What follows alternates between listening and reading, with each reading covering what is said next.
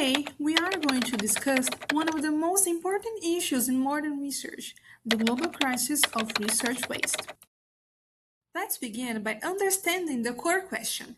What exactly is research waste and why is such a serious threat to scientific integrity?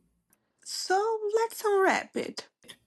Research waste refers to poor quality research output that is often perceived as of minimal use to health policymakers and clinicians. There are some key sources of the research waste, such as poorly formulated questions, important outcomes not assessed, failure to publish results, and poor reporting. Each of these issues weakens the study and reduces the overall quality and impact of the research. And when these issues manifest, good science turns into research waste, and the consequences are clear. Reduce value because less reliable knowledge is generated, reduce usefulness because the results can't be applied, and reduce trust as science becomes less reliable and credible. And the consequences are huge. In fact, between the 2000 and 2010, around 80,000 patients participated in clinical trials that were later retracted due to mistake or misconduct. So we can affirm that it's not just an academic issue. It affects public trust in science, healthcare, and politics. And that's what we call a crisis.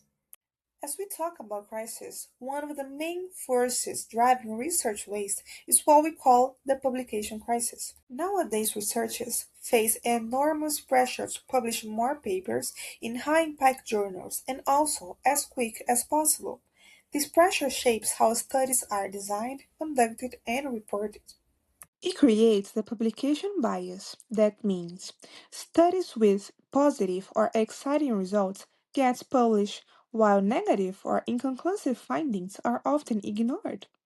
Negative results used to represent about 30 of the published literature, but now they account for only around 14%. And at this point, you might be asking, how can we fix this problem? That's where organizations like DORA and COPE exist nowadays. COPE, as in the Committee of Publication Ethics, play a crucial role. It sets guidelines and ethical standards for journals, editors, reviewers, and authors.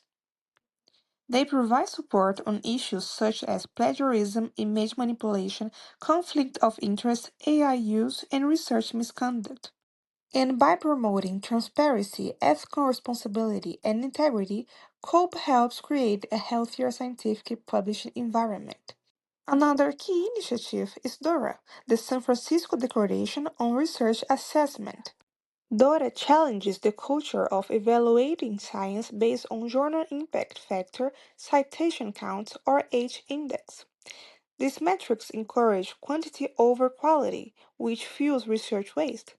In short, Dover reminds us that good research is not measured by numbers, but by integrity and open practices. In conclusion, reducing research waste is not only about improving methods, it's about transforming the culture of science.